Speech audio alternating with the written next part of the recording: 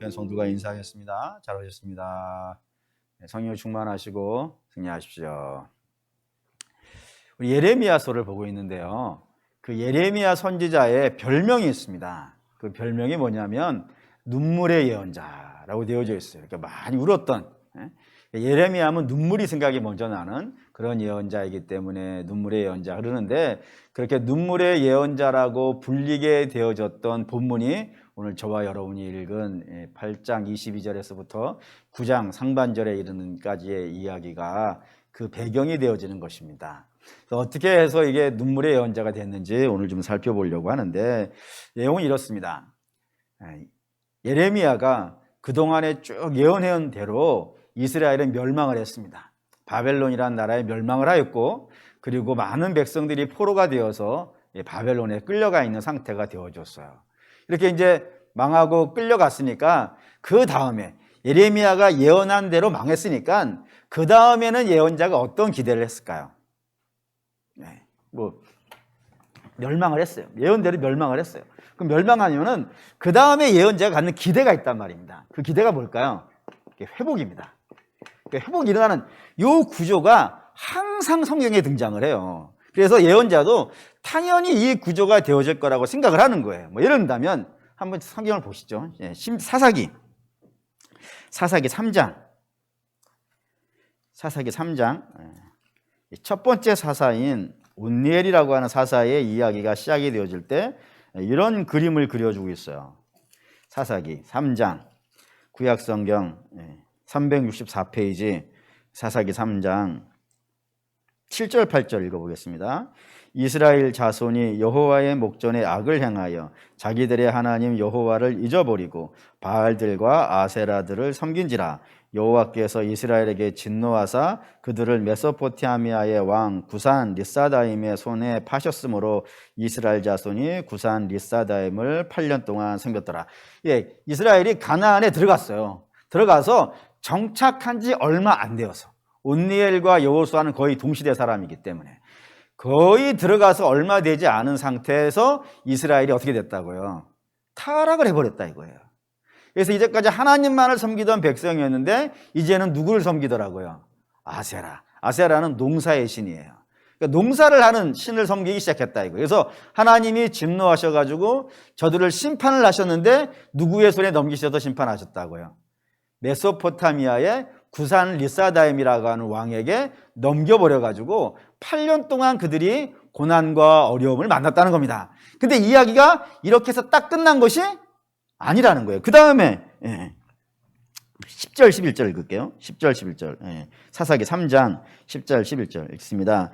여호와의 영이 그에게 임하셨으므로 그가 이스라엘의 사사가 되어 나가서 싸울 때에 여호와께서 메소포타미아의 왕 구산 리사다임을 그의 손에 넘겨주심에 온니엘이 구산 리사다임을 이기니라. 그 땅이 평온한 지 40년에 그나스의 아들 온니엘이 죽었더라. 이렇게 처음에 망했는데, 하나님이 심판을 하셔서 망했는데, 망한 상태로 그냥 두신 것이 아니라 때가 되었을 때에 온니엘이라는 사람을 사사로 부르셔가지고 그에게 성령을 부으시고 그를 통하여서 메소포타미아의 구산 리사다임을 이기게 해서요, 이스라엘이 뭐가 생겼다고요? 구원을 받고 평화를 누리게 되었다라는 겁니다. 이 구조를 가지고 있단 말이에요. 그런데 이 멸망에서 이 회복으로 가는 이 구조 안에 반드시 들어가는 게 있어요. 항상. 뭘까요? 보시죠. 9절 읽겠습니다. 이스라엘 자손이 여호와께 부르짖음에 여호와께서 이스라엘 자손을 위하여 한 구원자를 세워 그들을 구원하게 하시니 그는 곧 갈렙의 아우 그나스의 아들 온니엘이더라. 뭐가 들어가 있냐면 부르짖는 게 들어가 있는데, 이 부르짖는다는 단어가 히브리어로 자하크라고 그래요. 자하크라고 불리는 단어인데, 이 단어가 어떠한 단어냐면은 막 가슴을 치면서 막 떼굴떼굴 굴르면서 하나님께 도와달라 그러는 거예요. 막 그냥 조용하게 앉아가지고 하나님 저 좀 도와주세요 이런 개념이 아니고, 막 가슴을 치고 탄식을 하고 막 떼굴떼굴 구르면서 하나님 도와달라고 하는 그거를 우리가 뭐라고 하냐면 회개라고 한다 이거예요. 회개라는 게 반드시 들어간단 말이에요. 멸망의 원인이 뭐니까?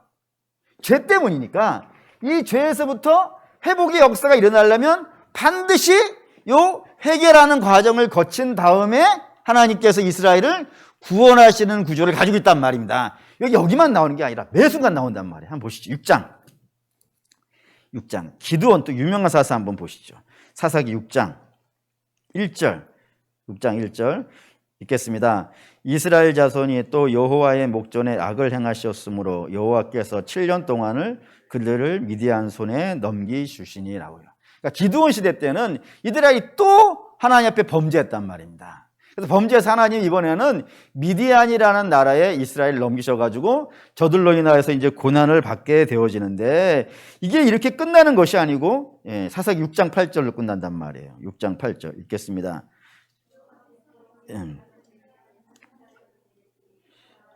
그에게 이르시되 여호와께서 이스라엘 말씀하시기를 이스라엘의 하나님 내가 너희를 애굽에서 인도하여 내며 너희를 그종되었던 집에서 나오게 하고.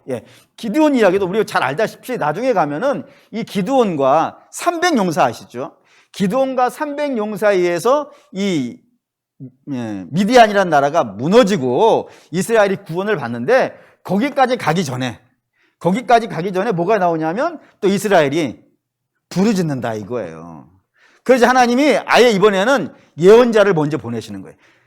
기드온이라는 사사가 먼저 등장하는 것이 아니라 예언자가 먼저 등장해서 무슨 이야기를 하고 있는 거예요. 너희가 이러이러한 죄를 졌다. 그 죄를 인지하게 하시고, 그 인지한 죄에 대해서 회개한 다음에 그 다음에 이 기드온이 짜자자자잔 등장한단 말이에요. 보시죠. 그 다음에 11절 읽겠습니다. 여호와의 사자가 아비에셀 사람 요아스에게 속한 오브리에 이르러 상수리 나무 아래에 앉은지라. 마침 요아스의 아들 기드온이 미디안 사람에게 알리지 아니하려 하여 밀을 포도주 틀에 타작하니. 여기서 기드온이 등장한단 말이에요. 하나님이 항상 하시는 구조가 이런 식이란 말입니다. 죄에 대해서 멸망하였으면 반드시 회복을 이루셔 주시는데, 회복을 이루시기 전에 반드시 저들의 죄를 알게 하시고 저들로 회개하심을 통하여서 모든 것들을 죄를 해결하고 그 다음에 구원의 역사를 이루어주는 것이 하나님이 성경에 일반적으로 끊임없이 반복하는 그런 구조의 이야기란 말입니다. 그러면 그 구조를 그대로 예레미야에 가져오면, 예레미야가 예언한 대로 이스라엘은 망했어요. 바벨론이라는 나라에 망했어요. 그러면 이제 그 다음에 예언자가 기다리는 것은요, 회복을 기다리겠지. 근데 회복이 나타나려면 그 앞에 뭐가 있는 거예요? 자크가 있는 거예요. 회개가. 여기 나와야 된단 말이에요. 근데 이게 나왔냐, 이게 문제야. 이거 보시죠. 예레미야 8장 19절 읽겠습니다. 내 딸 내 백성이 심히 먼 땅에서 부르짖는 소리로다. 여호와께서 시온에 계시지 아니한가? 그의 왕이 그 가운데 계시지 아니한가? 여기까지만. 여기 나눠지는 데인데, 여기가 지금까지 읽은 데가 백성들이 한 이야기고, 그 다음은 하나님께서 하신 말씀이에요. 그래서 앞에 끊었어요. 백성들이 뭐라 그랬냐면은 이렇게 얘기하더라 이겁니다. 하나님이 우리가 망할 때 뭐 하셨는가? 아니, 우리 분명히 여기 있어요. 멸망에서 회개로 구원으로 넘어갈 때는 이스라엘 백성들이 회개하고 하나님의 은혜를 구하는 장면들이 등장을 하는데, 예레미야 여기에는 뭐라고 나오냐면, 멸망해서 바벨론에 끌려간 포로들이 먼 땅에서부터 외치는 소리예요. 뭐라 그러냐면, 우리 망할 때 하나님 뭐 하셨냐 이거예요. 우리가 이렇게 고난당하고 있는 하나님 뭐 하시냐 이거예요. 예루살렘에 계시지 않냐. 예루살렘에 계시는 하나님이 왜 우리를 안 도와주셔가지고 우리를 이렇게 쫄딱 망하게 해서 이 바벨론이라는 먼 땅에 와가지고 이런 생고생을 하게 하는가? 하나님이 우리를 사랑하시긴 하시는가? 하나님 우리를 돌보시기는 하시는가? 예루살렘에 계시는 하나님 맞는가? 아예 하나님이 계시는, 하나님이란 분이 아예 원래 안 계시는 분은 아닌가? 전부 뭐 하고 있냐면 원망을 하더라는 거예요. 원망을 하고 있더라는 겁니다. 여기에서 예언자가 절망을 하고 있는 거예요. 아니, 내가 기대하는 바는 예루살렘이 구원이 돼야 될 텐데, 회복이 돼야 될 텐데, 그럼 반드시 회개가 나와야 되는데 이 백성들이 회개는 하지 아니하고 원망만 쏟아붓고 있는 거예요. 하나님 도대체 뭐 하고 계시는가 말이죠. 이거 있으니까 소망이 있겠어요, 없겠어요? 구원이라는 건 누구만 줄 수 있는 거예요? 하나님만 주실 수 있는 거잖아요. 그래서 하나님이 역사해 주셔야 되는데 그 하나님을 향해서 원망만 하고 있으니 저들에게 무슨 소망이 있냔 말입니다. 좀 더 가볼까요? 20절에서 22절. 20절, 22절 읽겠습니다. 추수할 때가 지나고 여름이 다하였으나 우리는 구원을 얻지 못한다 하는도다. 딸 내 백성이 상하였으므로 나도 상하여 슬퍼하며 놀라움에 잡혔도다. 길앗에는 유황이 있지 아니한가? 그곳에는 의사가 있지 아니한가? 딸 내 백성이 치료를 받지 못하면 어찌 됨이냐? 여기 앞에 이제 20절이 추수할 때가 지나고 여름이 다하였으나 우리는 구원을 얻지 못한다. 이렇게 신세한탄이라는 말입니다. 뭐냐면 원래 이스라엘이 추수라 그러면 봄이에요. 봄. 4월 달에 보리추수, 5월 달에 밀추수, 곡식을 추수하고 그 다음이 지나면 여름이 오고 그 여름 동안에 과일들이 무럭무럭 자라서 그 과일들을 다 가을에 추수를 끝내면 그때부터 이스라엘은 뭐가 되는 거예요? 겨울이 오고 그 겨울이 바로 안식의 때예요. 더 이상 농사를 짓지 않는. 그래서 봄과 여름에 거둬들였던 그 수많은 과일과 음식들을 창고에 넣어놓고 그걸 먹고 쉬고 즐기는 그런 소망을 갖고 있는 것이 이스라엘이란 말입니다. 뭐 우리식으로 얘기하죠. 월요일에서부터 토요일까지 일을 열심히 했어요. 그럼 주일날 뭐 하고 싶은 거예요? 쉬고 싶다고? 너무 오래 쉬었나 우리가? 예배 드리고 싶어야지. 여러분들이 안 됐어. 다시 특공 훈련을 받아야 되겠는데? 그렇다면 아닌데. 그러니까 그거예요. 지금 그런 느낌이야. 월요일에서부터 토요일까지 열심히 일했으면 그 다음에는 좀 쉬고 안식을 해야 되는데 우리에게 그런 안식이 오겠냐 이거예요. 우리에게 그런 안식이 오겠냐? 하나님이 우리를 안 도와주시는데 뭔 소망이 있느냐? 라고 원망과 불평과 탄식으로만 짜있지 뭐는 없다고요. 자기 죄를 인정하지 않더라 이거예요. 자기 죄를 인정하지 않고 그러고 있더라 이겁니다. 복창 터지는 거죠. 복창 터지는 겁니다. 그래서 그 22절에 오면은 아니 육신이 병들면은 의사에게 가서 그 의사가 약을 주잖아요. 뭐 길레앗의 향품이 약인데 피부병 약이에요. 그 몸에 막 뭐 나고 그러면 길레앗의 향료 갖다 바르면 낫고 나을 텐데 이 백성들은 자기 죄를 모른다 이거예요. 그 마음에 얼마나 심각하게 타락했는지 그걸 모른다 이거예요. 자기들이 하나님이 아니라 아세라를 섬겼는데도 불구하고 자기들이 잘못이 없다라고 생각한다니까요. 그러니 이거 고침받을 수 있겠는가? 회개가 없는데 죄도 알지도 못하고 회개도 없는데 이 백성들이 구원은 받을 수 있겠는가라고 탄식을 하는 거예요. 그러면서 9장 1절 읽겠습니다. 어찌하면 내 머리는 물이 되고 내 눈은 눈물 근원이 됐고 죽음을 당한 딸 내 백성을 위하여 주하려 울리로다. 여기서 이제 눈물의 연자가 나온 거예요. 한마디로 뭐 글이 막 복잡하게 되어 있지만 그냥 우리식으로 한번 번역을 한다면 이렇게 된 거예요. 울고 싶다 이거예요. 속상해가지고 울고 싶다. 이게 뭐냐 내가 지금 멸망하고 나면 회복을 기대하고 회복을 하려면 하나님이 자기 죄를 자복하고 은혜를 구해야 될 텐데 이 백성들은 멸망했는데도 불구하고 하나님께 회개는 하지 아니하고 하나님 원망만 하고 있으니 이게 도대체 구원은 받을 수 있겠는가? 울고 싶다 정말. 그렇게 했다 이거예요. 그 2절 9장 2절 있죠? 내가 광야에서 나그네가 머무를 곳이 없다면 내 백성을 떠나가리니 그들은 다 간음하는 자요 반역한 자요 무리가 됨이라. 그냥 멀리 가고 싶다 이거예요. 이꼴 저꼴 보기 싫다 이거예요. 광야에 내가 집이 있으면 거기 가서 사는 게 낫지. 이 구원의 희망이 없는 이 백성들 사이에 살아가는 것 너무 고통스럽다 라고 하면서 그냥 울고 싶다라고 하는 그런 이야기가 여기에 등장한다 이겁니다. 그러면서 그러면서 오늘 저와 여러분이 봐야 되는 이제 본문의 이야기가 등장했습니다. 9장 3절 읽을게요.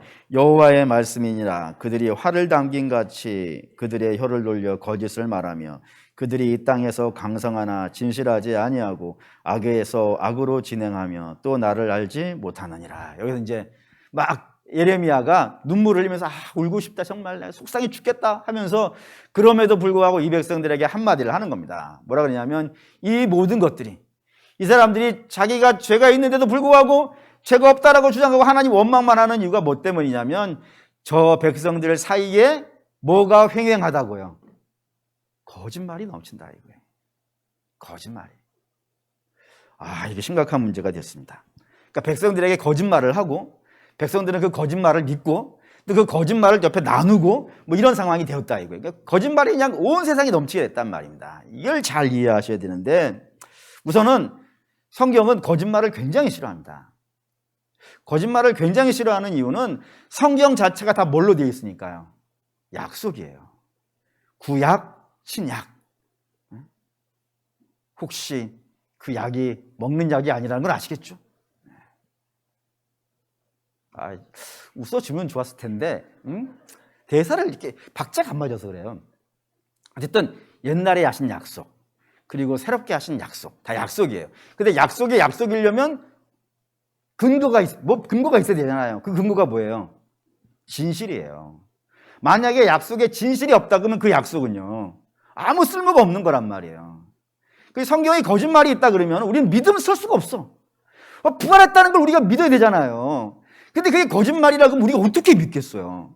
천국이 있다는 사실을 우리가 믿어야 되는데 그게 거짓말이라면 우리가 어떻게 믿음이 설 수가 있겠어요? 그러니까 성경의 가장 중요한 개념. 그래서 기독교 문화가 발달되어진 세상에 가면 갈수록 제일 싫어하는 게 거짓말이에요. 설 수가 없어, 믿음 자체가. 그래서 계명에도 9번째 개념이 내 이웃에게 거짓 증거하지 말라. 여러분, 10계명의 계명은 율법 차원을 넘어가는 거예요. 10계명에 있는 계명은 은혜의 시대든 구원의 시대든 어느 시대든 간에 조금도 변하지 않는 그런 계명이 이 10계명이기 때문에 거기에 거짓말하지 말라가 등장했다 그러면 그거는 정말로 심각한 문제예요. 그렇기 때문에 성도는 거짓말을 안 해야 되는 것이 마땅해요. 그런데 오늘은 이 거짓말이 이웃에게 내가 밥을 안 먹었는데도 불구하고 먹었다고 하는 이 정도의 거짓말이 아닌 거예요. 그것도 심각한 거예요. 그러니까 배고프면 배고프다 그래야지. 얘는 얘고 아니면 아니오라 그래야지. 얘를 아니로 하고 아니오를 얘라고 하고 이건 절대로 안 되는 거예요.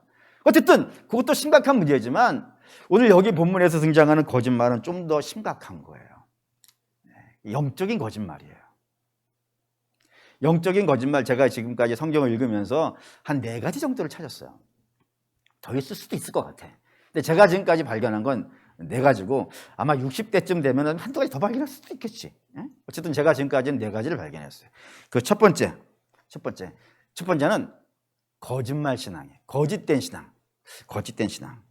한번 찾아보시죠. 신명기 4장.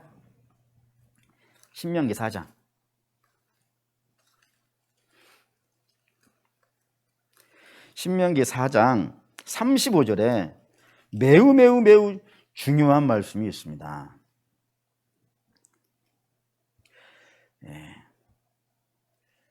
35절 읽어볼게요. 이것을 내게 나타내심은 여호와는 하나님이시요 그 외에는 다른 신이 없음을 내게 알게 하려 하심이니라. 이거 뭐 때문에 읽었냐면 여호와는 하나님이시요, 여러분 요 단어 때문에 그럽니다.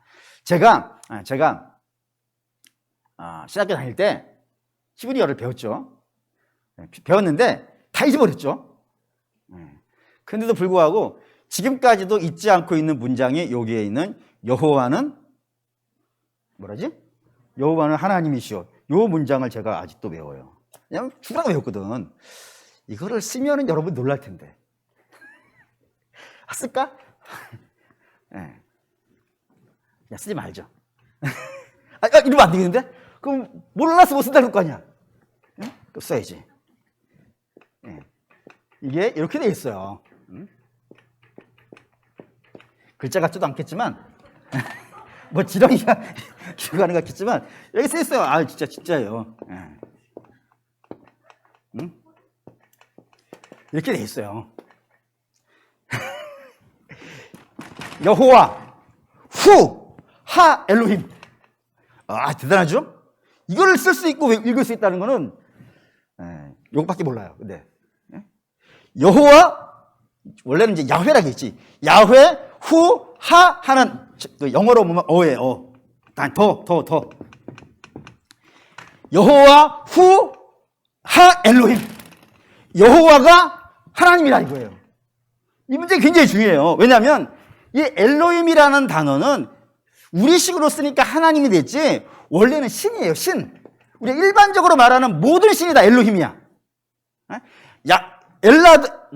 알라도 엘로힘, 부처도 엘로힘, 아세라도 엘로힘, 바알도 엘로힘이에요. 그러니까 모든 그냥 일반적으로 부르는 보통 명사의 신이 엘로힘이에요.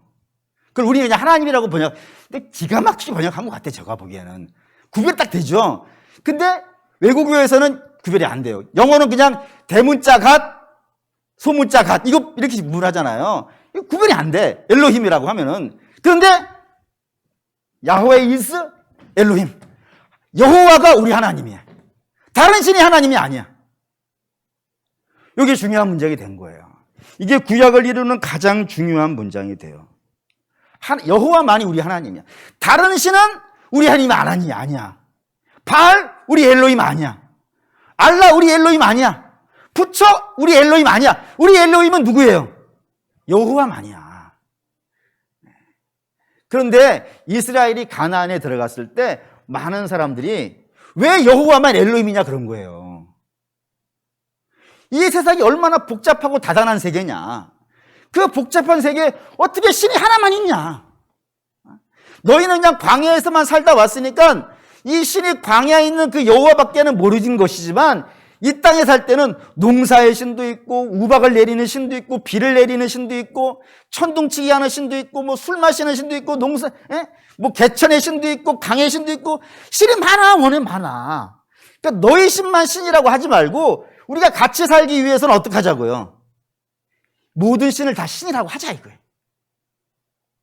거기에 이스라엘이 넘어가는 거예요. 넘어가서 그냥 다 같이 오늘 여기 이제 아세라가 엘로힘이 된 거예요. 근데 그것은 거짓말이라 이거예요. 그건 거짓말이라. 디모데전서 보시죠. 디모데전서. 바울이 이렇게 썼어요. 디모데전서 1장 7절. 4장 7절. 디모데전서 4장 7절. 디모데전서 4장 7절. 읽겠습니다. 망령되고 허탄한 신화를 버리고. 여기 이제 망령되고 허탄한 신화가 거짓말이에요. 세상에 신이 많다라고 하는 거, 그게 거짓말이라 이거예요. 그 거짓말에. 그 거짓말에 빠져가지고 이들이 거기에 휩쓸려 가버렸다 이겁니다. 이 거짓말에 빠지지 말라라는 것이라 이겁니다. 사랑하는 우리 믿음의 성도분, 간혹 어떤 분들이 제게 이런 이야기를 하시는 분들이 있어요. 우리가 이 세상에 살고 있으면은 이런 종교를 가진 사람이든 저런 종교를 가진 사람들이 많이 있지 않냐. 근데 그들과 연합해서 살려면은 그들의 종교도 인정해줘야 되고 그들의 신도 인정해줘야 되지 않냐. 그런 의미에서 다른 종교에도 구원이 있다라고 해줘야 되는 것 아니겠는가라고 하시는 분들이 간혹 있어요. 만약 그걸 인정해주지 않으면 아예 다른 종교하고 맨날 전쟁을 해야 되는 거 아니겠느냐. 그러니 안 싸우려면은 이 종교의 화합을 이루고 백성들의 화합을 이루려면은 그냥 서로 좀 적당하게 인정해 주는 것이 좋지 않겠냐라고 말씀하시는 분들이 종종 있는데, 다른 사람하고 평안하게 지내는 것과 구원이 무슨 상관이 있는 거예요? 구원은 구원이고 연합은 연합이지. 그걸 연결시키지 마요. 연결시킬 필요가 없어. 그러니 만약에 구원의 문제를 갖고 싸워야 되는 일이 있으면 그걸 진짜 싸워야 되는 거예요. 그걸 적당하게 타협하려 하지 마요. 대신 우리가 좋은 일 하러 모였으면 서로 구원 얘기는 하지 말란 말이에요. 그거 해가지고 싸워가지고 구원을 받을 수 있게 한다 그러면은 여러분 우리가 전쟁을 하면 되는 거예요. 전쟁을 하면. 그런데 전쟁을 해가지고 구원의 역사가 이루어진 적은 단 한 번도 없어요. 제가 지금 우리 집 터키에 가 있는 서지상 선교사 같이 있었을 때 그 친구가 이런 말을 하더라고요. 그 이슬람 선교하는 친구니까, 목사님, 러시아 밑에 탄이라고 끝나는 나라들이 몇 개가 있어요. 뭐 키르기스탄, 우즈베키스탄, 타지키스탄, 이게 삼형제인데 이 탄들이 전부 다 러시아에 복속이 되어 있었다는 겁니다. 근데 이게 처음에 이 탄들 나라들이 그 러시아에 복속이 되어질 때 쳐들어간 명분이 뭐였냐면 복음 전파했대. 그래가지고 그 사람들 잡아다 놓고 머리에 총대고 너 예수 믿으면 살려주고 예수 안 믿으면 죽인다 그랬다는 거예요. 사람들이 뭐라 그랬겠어요? 살려고 믿는다 그랬단 말이에요. 그리고 러시아가 그런 탄들의 나라를 다 떠난 다음에는요, 다시 다 돌아가는 것이. 그 탄이라는 단어가 이건 이슬람에서 쓰는 땅이라는 단어래요. 전부 이슬람 넘어가는 거예요. 안 돼요. 총 들고 복음 전도한, 아니 주께서 그랬잖아요. 이 백성들을 때려줄 수 있다면 하늘에서 군대를 당신이 얼마만큼 동원할 수 있다고요. 12영이나 동원할 수 있다고. 한 영이 로마 군대를 6,000명인가 그래요. 12영이면 얼마나 많겠어요. 그들을 동원해서 다 때려잡으면 될 텐데, 여러분 구원이라고 하는 건 그렇게 되는 일이 없어요. 구원은 죽어줘야 되는 거예요. 싸워서 안 돼요. 그런 의미에서 참 들었던 간증 중에 기억이 나는 것이 최수정 씨라고 하는 분이, 탤런트 있잖아요. 그분이 간증한 건 아니고 그 부인이 하이란가? 그분이 간증한 걸 들었어요. 근데 원래 그분이 결혼을 하기 전까지만 해도 불교 신자였대요. 그런데 결혼하고 나서 당연히 절에 갔지, 당연히. 근데 최수정 씨가 늘 같이 따라다녔다는 거예요, 절을. 그래서 그때 난리가 났었어요, 교회에. 저 사람이 이쁜 부인하고 결혼하더니 종교를 바꿨다고. 난리가 났죠. 욕도 바가지를 먹고. 근데 나중에 이제 그 부인이 간증을 한 게 뭐였냐면, 같이 절에 안 들어갔대. 그냥 문 앞에 서 있었대. 가방 들고 갔다 오라고. 그렇게 오랜 시간을 같이 했다는 거예요. 그러자 한참 지나고 나서 그 부인이 이제 감동을 해가지고 남편한테 그랬다는 거예요. 당신이 지금까지 나를 위해서 배려를 해줬으니까 이제 나도 당신을 배려해서 같이 교회를 가겠다고. 그래가지고 와가지고 은혜를 받은 거예요. 그래서 지금은 남편보다 더 믿음이 좋던데. 싸워가지고 복음이 전해지지 않아요. 사랑할 때 복음이 전해지지. 그러니까 구원의 문제를 갖고 싸우려 하지 마십시오. 싸워가지고 되지 않습니다. 좀 기다려주고, 기도해주고, 섬겨주고, 이해해주고. 물론 내 신앙은 굳건해야 돼. 내 신앙마저 흔들리면은 그거 기다려주는 게 아니잖아요. 기다리는 건 내가 여기 딱 서가지고 중심 잡고 기다리는 것 아니겠어요. 내가 딱 중심 잡고 기다리고 상대가 올 때까지 기도해주고 사랑해주고 그러는 과정 속에 하나님의 역사가 나타나는 것이지 싸워서 되는 일이 없어요. 어쨌든 분명히 말씀드리지만 다른 신은 없어요. 천하의 구원 얻을 다른 이름을 우리 주께서 주신 적이 없어요. 그러니 다른 신이 있다라고 이야기하는 그런 거짓말에 여러분들이 넘어가지 마십시오. 합리적인 거, 우리 사실 합리적인 것보다 더 중요한 건 믿음이잖아요. 사람이 아무리 자기끼리 모여가지고 합리적이라고 해봐야 그게 무슨 의미가 있겠어요. 온 천하를 지신 하나님의 지혜에 미치지 못하는 지혜를 갖고 합리적인 거 얘기하는 거 참 우스워요. 물론 합리적인 게 중요해요. 하지만 뭐보다는 안 중요한 거예요. 하나님보다는 안 중요한 거예요. 그런 관점으로 여러분들이 신앙을 이해해 줘야 된다 이겁니다. 두 번째 거짓말은 뭐냐면 거짓된 평화가 있어요. 또 보시죠. 예레미야 7장 4절. 예레미야 7장 4절. 예레미야 7장 4절 읽겠습니다. 너희는 이것이 여호와의 성전이라 여호와의 성전이라 여호와의 성전이라 하는 거짓말을 믿지 말라 합니다. 지금 이스라엘은 매우 잘못된 길을 가고 있어요. 매우 잘못된 길을 가고 있기 때문에 예레미야가 너희들이 계속 그렇게 죄에 빠지거나 계속해서 하나님이 기뻐하시지 않는 길을 가게 되어진다면 너희는 망한다 라고 외치고 있는 중이에요. 근데 예레미야의 반대편에 서 있는, 우리 힘은 거짓 선지자라 그러죠. 그런 사람들이 모여가지고 예레미야를 막 타박하면서 말도 안 되는 소리 하지 마라. 우리가 아무리 죄가 많다 하더라도 여호와의 성전이 우리 안에 있지 않냐. 그러니 저 여호와의 성전에 하나님이 계시는 이상 우리는 평안할 것이고 안전할 것이고 문제 없을 거라고 이렇게 얘기했다는 겁니다. 여호와의 성전이 있기 때문에. 그때 예레미야가 외치는 거예요. 여호와의 성전이 있기 때문에 너희가 안전하고 평안하다는 그런 거짓말을 믿지 말라. 믿지 말라. 여호와 평안은 그렇게 있지 않다고요. 왜냐하면 하나님과 우리 사이를 분란하게 하는 게 뭐예요? 죄예요. 죄가 우리와 하나님 사이를 갈라놓았어요. 그래서 분쟁이 생기는 거란 말이에요.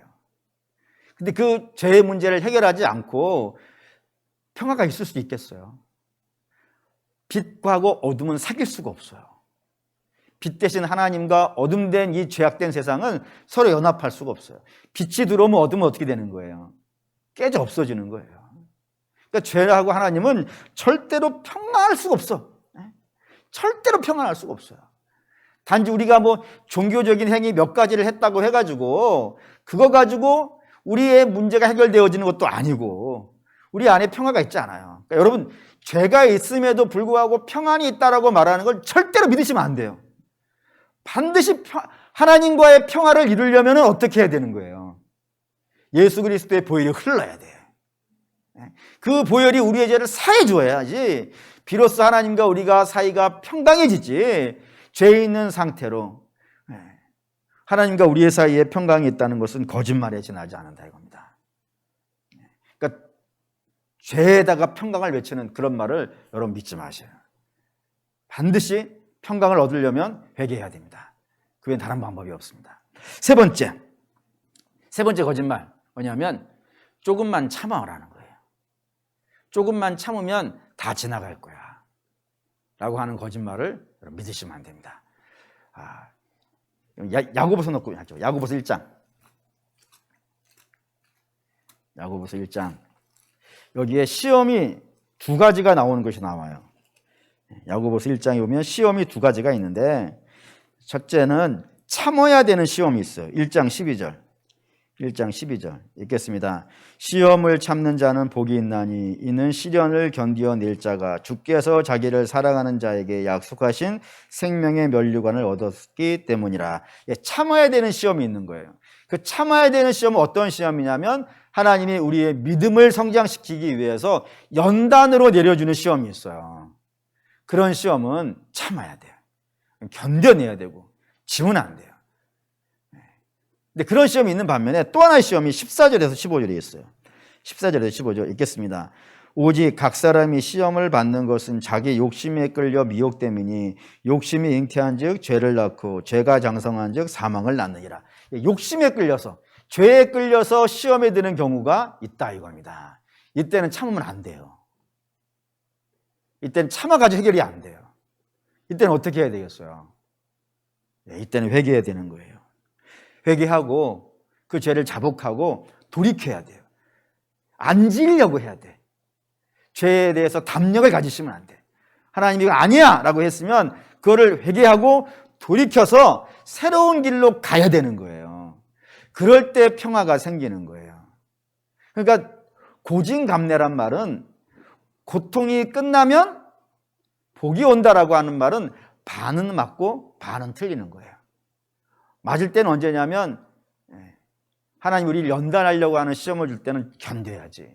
참고 견뎌야지. 근데 그때는 그게 끝나면 복 와요. 근데 우리가 잘못해서 생기는 고통은 끝나지 않아요. 그대로 두면 끝나지 않아요. 결국에는 그것이 뭘까지 가는 거예요? 사망까지 가는 거예요. 도중에 끝나지 않아요. 절대로 안 와요. 그랬더니 반드시 미혹에 끌려서, 욕심에 끌려서, 악에 끌려서 한 죄악은 회개해야 된다는 사실을 기억하셔야 된다 이겁니다. 네 번째 거짓말이 있어요. 네 번째 거짓말은 하나님이 저러다 마시겠지 라고 하는 거짓말이 있어요. 이거 한번 볼까요? 시편 103편. 시편 103편 8절 877페이지 103편 8절 읽겠습니다. 여호와는 긍휼이 많으시고 은혜로우시며 노하기를 더디하시고 인자하심이 풍성하시다 했습니다. 하나님은 노하기를 더디하시는 분이시기 때문에 잘 참으십니다. 뿐만 아니라 인자와 긍휼이 많으신 분이기 때문에 용서도 잘하십니다. 그건 당연히 맞는 이야기입니다. 그렇다고 해서 죄를 적당히 치고 넘어가는 것은요, 그런 건 하지 않습니다. 그거를 여러분 조심하셔야 되는 거예요. 사람들 사이에 이런 얘기 있죠. 소나기는 어떻게 하는 게 되겠어요? 피하는 거예요. 그 소나기는 되게 그냥 밖에서 내리는 비를 얘기하는 게 아니죠. 거기서 말하는 소나기는 누군가 막 화를 내고 있는 거예요. 막 화를 내고 있으면 그 자리에 있는 건 바보예요. 그죠? 그때 어떻게 해야 되겠어요? 피해야지. 그렇잖아요. 왜냐하면 사람이 내는 화라는 것은 일시적이고 즉흥적이에요. 조금 지나면 가라앉아요. 뿐만 아니라 지금은 이게 심각한 문제라고 생각을 해가지고 막 화를 내요. 하지만 가만히 잘 생각해보고 좀 보면은 별것도 아니죠. 그러니까 사람이 화나는 건 불완전한 거예요. 그렇기 때문에 그 순간을 피하면 좀 진정도 되어주고 화도 가라앉아주고 생각도 하면서 이거 별것도 아니네 이렇게 되어줄 수 있단 말이에요. 사람이니까 그렇게 한단 말이에요. 피하면 된단 말이에요.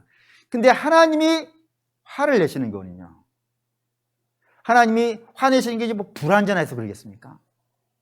하나님 뭔가 생각을 잘못하셔가지고, 하나님 뭔가 좀 판단을 미스하셔가지고, 별것도 아닌 건데 이제 굉장히 화를 내셔가지고, 그러면 하나님은 불완전한 분이 되는 거예요. 완전한 분이 아닌 거예요. 전능한 분도 아닌 것이고, 전지한 분도 아니고, 그럼 우리가 믿는 하나님이 아닌 거예요. 근데 우리가 믿는 하나님이라면 완전하신 분이에요. 화내는 것도 어떻게 하는 거예요? 오래 참으시지만 한 번 화를 내시는 것은 분명히 뭔가 잘못한 게 있는 거예요. 그리고 그거는 가만두시지 않겠다는 거예요. 절대로 그냥 두시지 않겠다는 거예요. 하나님이 죄를 얼마만큼 심각하게 다루고 있냐면 아들도 죽여요. 아들을 죽이시는 분이라면은 그 죄가 해결되어지지 않은 인생은 어떻게 되겠어요? 이거 공포 아니겠습니까? 이보다 더 무서운 게 어디 있겠어요? 아들도 죄를 뒤집어 씌운 다음에 저렇게 처참하게 대하시는 분이라면 그 아들의 보혈을 덧입지 아니하고 자기 의로 쓰는 사람은 하나님 앞에 어떻게 되겠어요? 이거는 적당히 치고 넘어갈 문제가 아닌 거예요. 반드시 하나님 앞에 이걸 해결해야 된단 말입니다. 만약 해결하지 않으면 이사야 보시죠. 이사야 1장. 이사야 1장. 죄를 적당히 치고 넘어간다고 하는 말을 여러분 믿지 마셔야 돼요. 1장 4절에서 6절. 구약성경 966페이지. 966페이지. 1장 4절부터 6절까지 읽겠습니다. 슬프다 범죄한 나라여, 허물진 백성이여, 행악의 종자여, 행위가 부패한 자식이로다. 그들이 여호와를 버리며 이스라엘의 거룩하신 이를 만홀히 여겨 멀리하고 물러갔도다. 너희가 어찌하여 매를 더 맞으려고 폐역을 거듭하느냐. 온 머리는 병들었고 온 마음은 피곤하였으며 발바닥에서 머리까지 성한 곳이 없이 상한 것과 터진 것과 새로 맞은 흔적뿐이거늘 그것을 짜며 싸매며 기름으로 부드럽게 함을 받지 못하는도다. 뭔 말이냐면 하나님께서 혼내는 중이란 말이에요. 혼내면은 항복하고 와야 되는 거예요. 근데 이스라엘 어떻게 했다고요? 그거 항복을 안 한다 이거예요. 끝까지 한번 가보자 그러는 거예요. 하나님이 지치나 내가 지치나. 근데 하나님이 지치나 내가 지치나 해봤더니 결국에는 어떻게 되고 있다고요? 지만 깨지고 있더라 이거예요. 머리끝에서 발끝까지 안 맞은 데가 없더라 이거예요. 멈추지 않는다 이거예요. 그 죄를 그대로 끌고 가면 하나님이 적당하게 하고 넘어가시겠지. 이제는 뭐 하나님도 지치셔가지고, 우리는 지치지. 우리는 저도 사실 애를 한번 때려봤어요. 예원이를 엄청 한번 때려봤는데 7살 때인가? 지금도 얘기해요. 날 잡아보려고. 아빠 제가 한 7살 때인가? 한 30분을 팼어. 끝까지 안 꺾고 제가 졌지. 항복! 하고 내가 전보였는데 하나님은 절대 거기서 항복 안 한다 이거예요. 끝장을 보신다 이거예요. 그래서 이렇게 되는 거예요. 다음에 18절 1장 이사야 1장 18절 1장 18절 읽겠습니다. 여호와께서 말씀하시되 오라 우리가 서로 변론하자. 너희의 죄가 주홍 같을지라도 눈과 같이 희어질 것이요 진홍같이 붉을지라도 양털같이 희게 되리. 오라 이거야. 와서 해결하자 이거야. 우리 같이. 도망 다녀가지고 될 문제 아니야. 피해서 될 문제도 아니고 눈 감고 해결될 문제도 않고 견뎌서 해결될 문제도 아니야. 하나님이 하나님 잘 화를 안 내시죠. 노하기를 더디하시고 은혜와 궁율이 넘치시는 분이기 때문에 화를 잘 내시는 분도 아니고 용서도 잘하시는 분이면은 틀림이 없지만 저분이 한번 진노의 칼을 들기 시작하면은 그걸 막아낼 자는 없는 거예요. 빨리 항복하는 게 복이 있는 거라 이겁니다. 피해 다니지도 말고 우기지도 말고 견디지도 말고 와서 자복하고 주의 은혜를 덧입고 그렇게 해줘야 비로소 이게 치유가 되고 해결이 되어지지. 그냥은 안 끝난다 이겁니다. 그러니까 죄를 그냥 넘기신다는 하는 말이 있는 사람이 있으면 그건 거짓말입니다. 절대 하나님은 그냥 넘기지 않습니다. 고로 우리 사랑하는 믿음의 성도들, 예레미야 9장 5절 6절만 좀 읽고 마치죠. 예레미야 9장 5절에서 6절 읽겠습니다. 그들은 각기 이웃을 속이며 진실을 말하지 아니하며 그들의 혀로 거짓말하기를 가르치며 악을 행하기를 지치거늘 내가 사는 곳에 속일 일이 가득히 있도다. 그들은 속이는 일로 말미암아 나를 알기를 싫어하느니라. 여호와의 말씀이니라. 그 거짓말하고 다니지 말라 이거예요. 어떤 거짓말?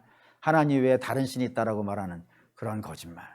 또한 뿐만 아니라 죄하고 평화가 같이 있을 수 있다라고 하는 거짓말. 그리고 하나님이 죄를 그냥 대충 넘어가 주신다고 하는 그런 거짓말. 어쨌든 그런 거짓말들 하나하나를 있습니다. 영적인 거짓말들입니다. 그 거짓말들에 하는 자도 문제이고 그 거짓말에 속아 넘어가는 자들도 여러분 심각한 문제를 만나게 되니까 이런 영적인 거짓말에 여러분들이 넘어가지 말고 다시 한번 정리하죠. 하나님만이, 여호와만이 하나님이시고 또 뿐만 아니라 하나님은 죄하고 평화는 같이 있을 수 없고 그리고 죄를 지으면 회개해야지 참으면 안 되고 그리고 하나님은 죄를 그냥 넘어가지 않는다는 것. 그걸 반드시 기억하셔서 그대로 하셔야 됩니다. 그대로 신앙생활을 할 때 우리가 이 땅 안에서 은혜와 평안과 안전과 기쁨을 누릴 수 있습니다. 그게 하나님의 약속이니까 그 약속이 하나님은 신실하신 분이니까 그 신실한 약속대로 전 될 거라고 믿습니다. 그리고 우리 사랑하는 믿음의 성도 여러분들은 그렇게 진리 위에 서여져 있는 저 여러분 되시기를 주의 이름으로 축원합니다. 아멘. 찬양하겠습니다.